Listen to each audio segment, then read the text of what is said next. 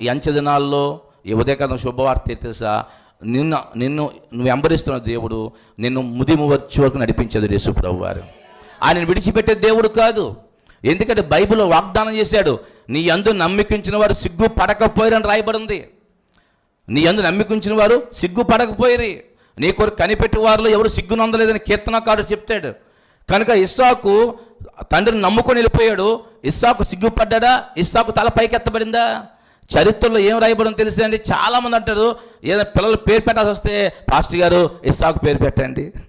ఎవరి పేరు?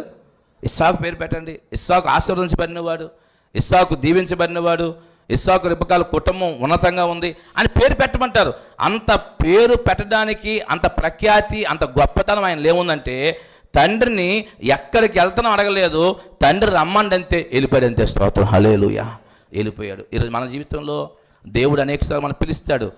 ఈ లోకంలో ఉన్న ప్రజలను పిలుస్తాడు. ప్రయాసపడి భారం మోసుకుని సంవత్సరం ఎదురు రండి అనగానే మనం రావడమే.